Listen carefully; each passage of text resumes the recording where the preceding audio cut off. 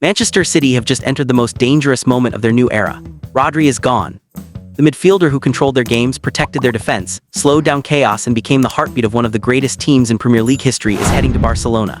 And Manchester City already know what comes next. Instead of searching for another 30-year-old superstar to replace him, they are putting their future in the hands of a much younger generation. Elliot Anderson has arrived. Tijjani Reijnders is already part of the midfield. And now Manchester City are closing in on an extraordinary deal for an 18-year-old Moroccan international, Ayyoub Bouaddi, reportedly worth around £85 million. An 18-year-old, £85 million. That doesn't look like a normal transfer. It looks like the beginning of a plan. And perhaps that's what makes this story so fascinating. Manchester City aren't simply replacing Rodri. They're rebuilding the entire machine that depended on him. Before we go deeper, subscribe to the Ballers Zone because this is exactly the kind of football story we're here to uncover. For years, Manchester City had something almost every club in Europe desperately wanted. Control, not just possession, control. They could make a match feel slow when they wanted it to be slow, accelerate when they wanted to accelerate, suffocate opponents with the ball and immediately recover possession when they lost it. And at the center of all of it was Rodri.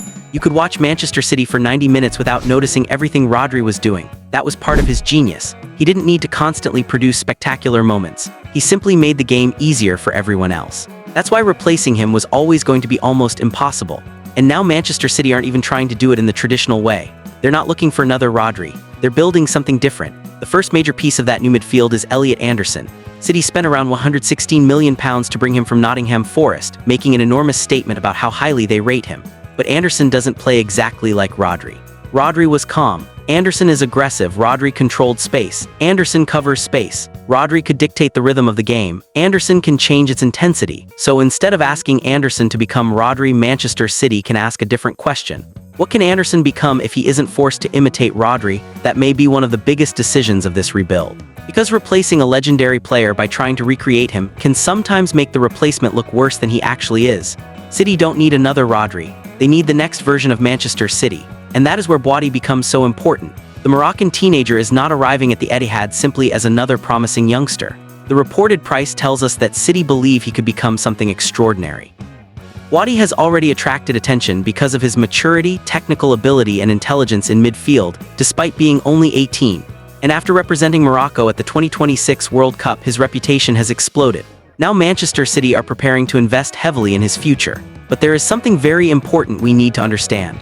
Bouaddi does not have to replace Rodri tomorrow. He doesn't have to walk into the Etihad and control matches like a Ballon d'Or winner. That would be completely unrealistic. Instead, Manchester City can develop him. They can introduce him gradually. They can allow him to learn from experienced midfielders. They can give him minutes without making him responsible for an entire team. And if their plan works, the 18-year-old who arrives during this transition could eventually become one of the defining players of the next Manchester City era. That's the gamble, but it isn't their only one, because Manchester City are changing the midfield around him. Reijnders brings technical quality and progressive passing.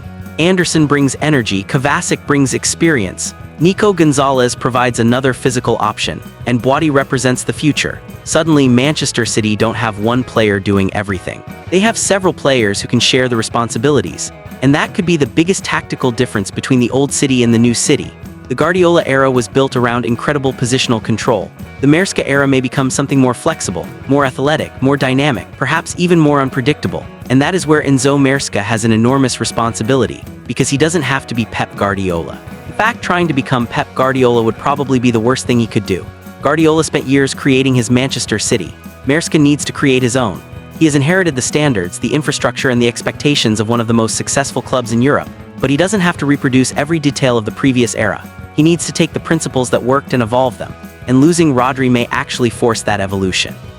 For years, City could rely on him to solve problems. Now those problems have to be solved collectively. Who protects the defense? Who controls possession? Who breaks the press? Who stops counterattacks? Who decides when the team accelerates? Instead of one player answering all those questions, Maresca could have several players answering different ones. And that is risky, but it could also be exciting. Because sometimes the end of a great team isn't the beginning of decline.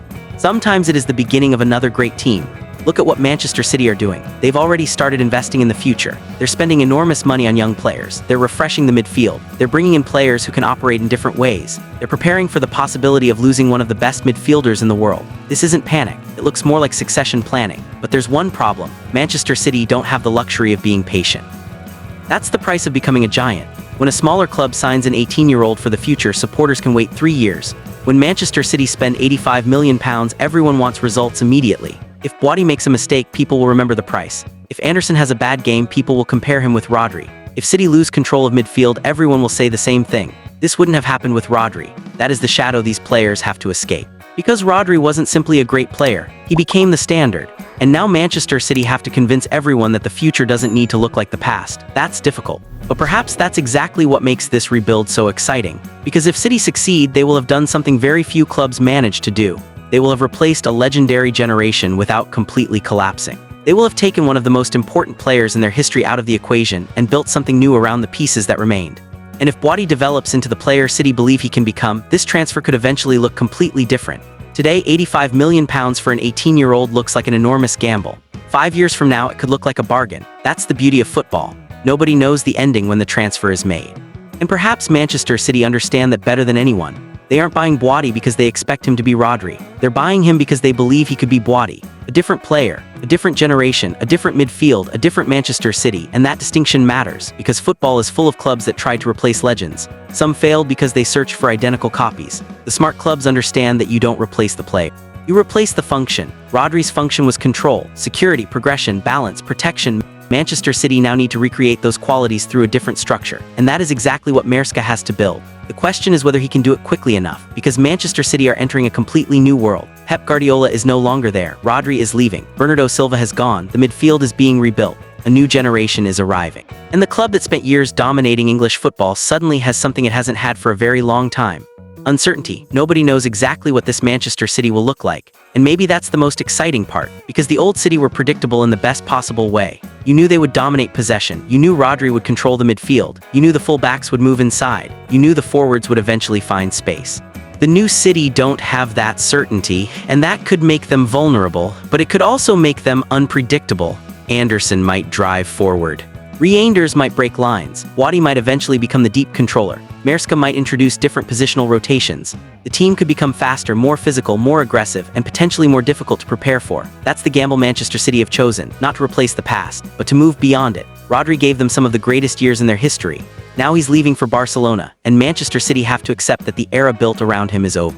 But the club isn't standing still. They're already building, they're spending, they're experimenting, they're trusting young players, and they're betting that the next great Manchester City won't need to look like the last one. Maybe Bouaddi becomes a superstar. Maybe Anderson becomes the new midfield leader. Maybe Reijnders becomes the creative engine. Maybe someone else emerges from the academy, or maybe the entire plan fails.